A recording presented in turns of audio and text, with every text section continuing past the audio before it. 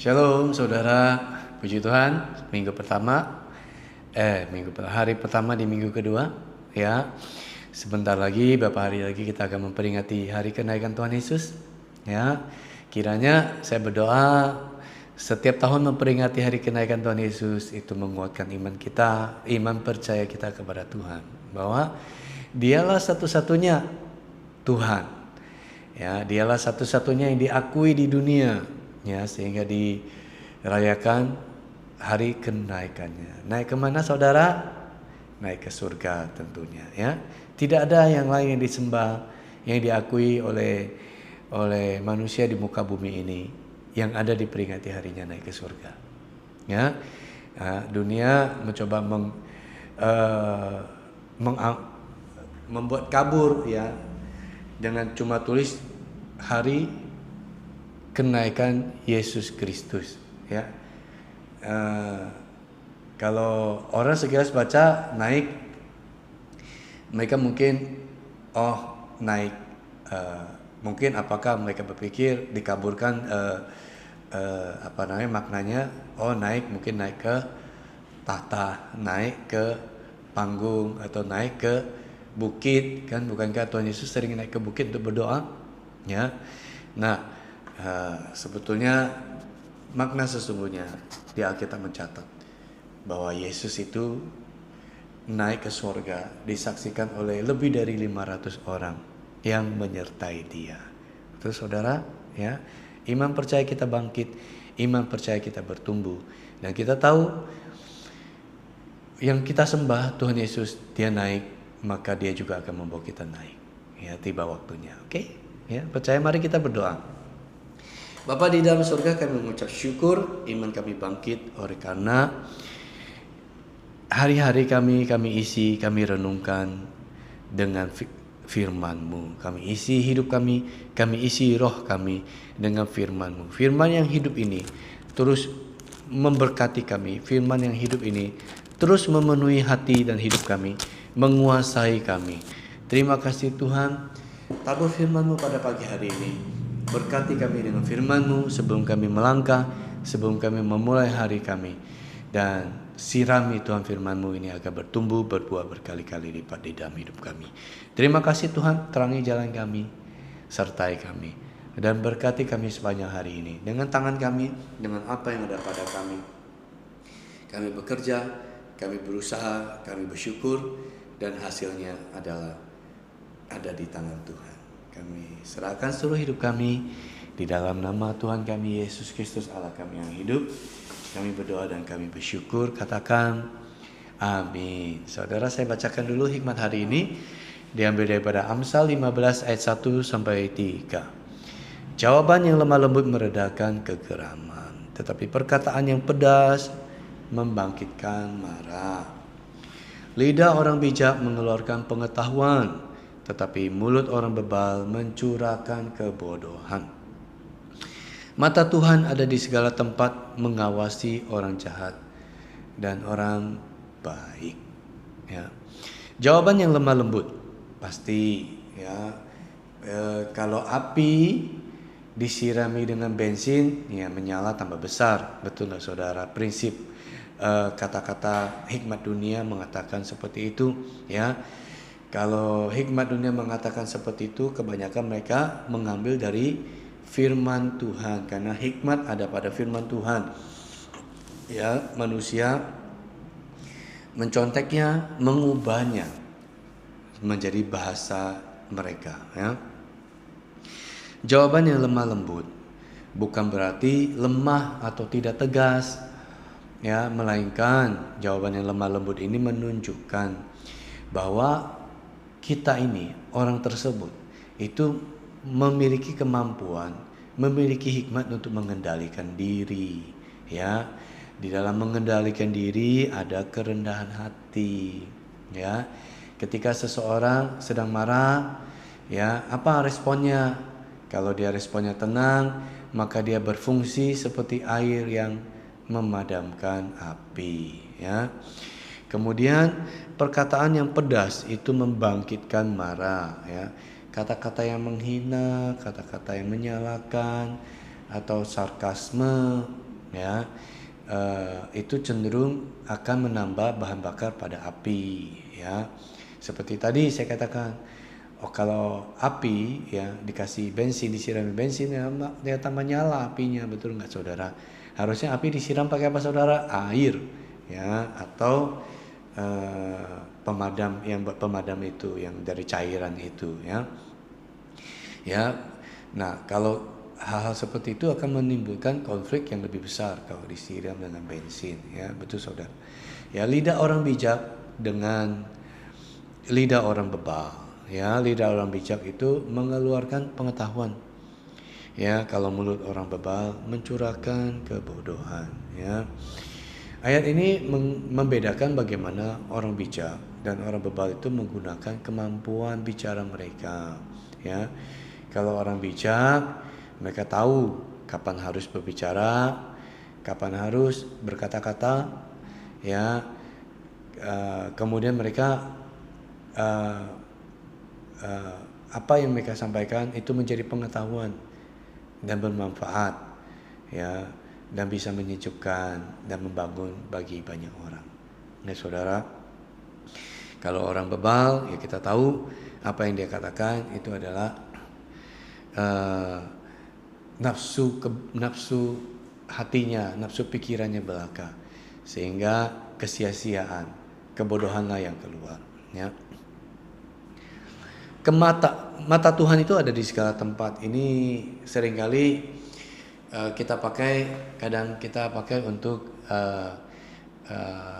dalam tanda kutip menakut-nakuti orang kan saudara, ya, supaya orang tidak melakukan kejahatan, supaya orang tidak melakukan kejahatan yang tersembunyi, ya.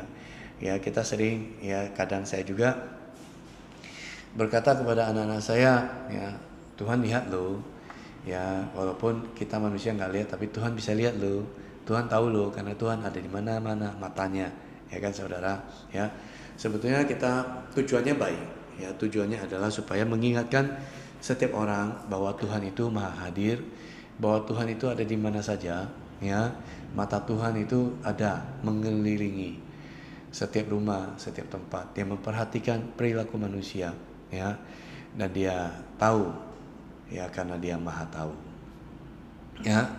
Ini adalah dasar teologis dari kedua ayat sebelumnya, ya, ayat 1 dan 2. Alasan mengapa kita harus menjaga lidah kita dan perilaku kita adalah karena kita hidup di hadapan Tuhan. Percaya atau tidak percaya, ya, Tuhan itu ada, Tuhan itu hidup, Tuhan itu menciptakan, dan Tuhan itu mengawasi segala sesuatu, ya.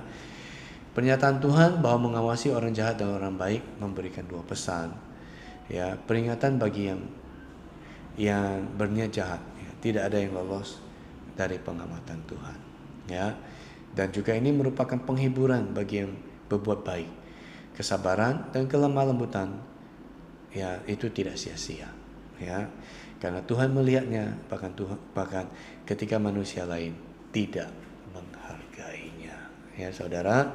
Apa yang bisa kita ambil, bisa kita petik dari firman Tuhan Amsal Hikmat hari ini, ya, bagian ini mengajarkan jikalau hidup kita mulai dari takut akan Tuhan, ya, hati yang takut akan Tuhan, maka hikmat itu kita dapatkan, ya.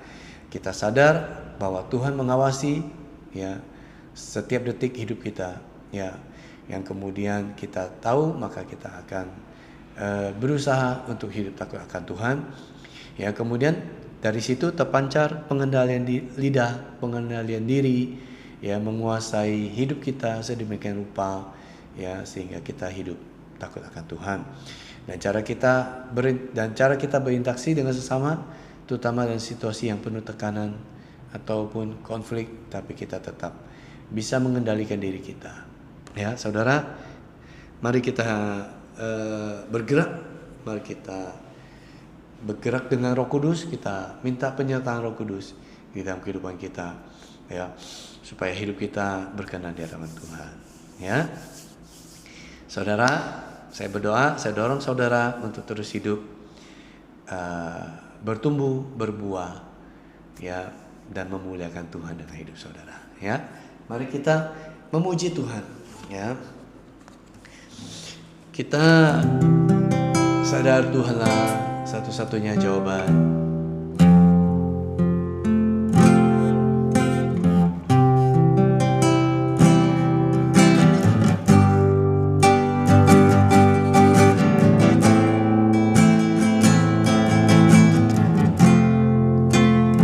Katakan kaulah. Engkaulah jawaban di setiap doaku saat ku menyembah, Roh-Mu bekerja.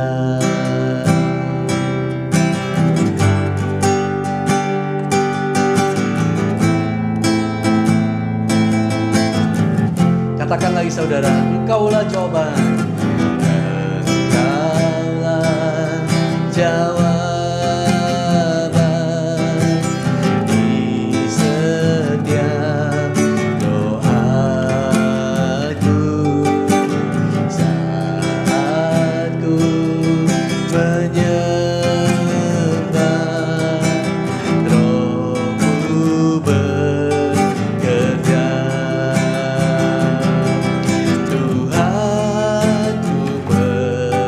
Percaya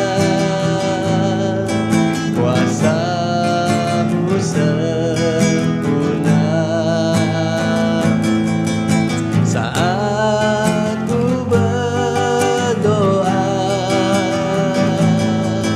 kuasa-Mu bekerja.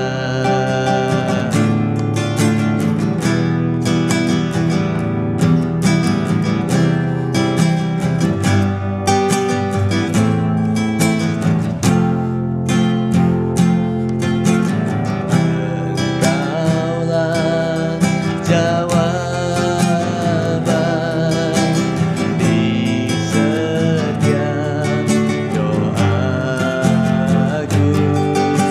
saat ku menyembah,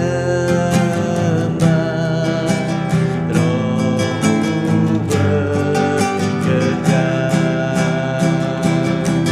Tuhan, ku percaya kuasa-Mu bekerja saat ku berdoa, kuasa-Mu bekerja. Tuhan, ku percaya kuasa-Mu sempurna saat ku berdoa, kuasa-Mu bekerja.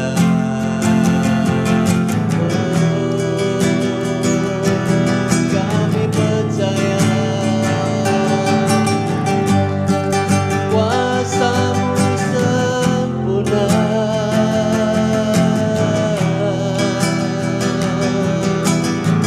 di saat kami berdoa, di saat kami percaya kuasa-Mu sempurna.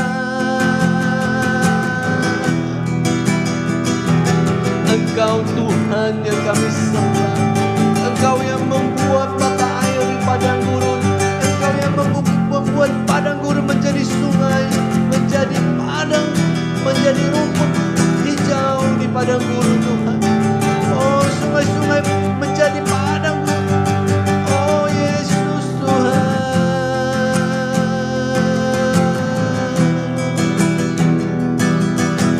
Tuhan kami percaya, kami percaya.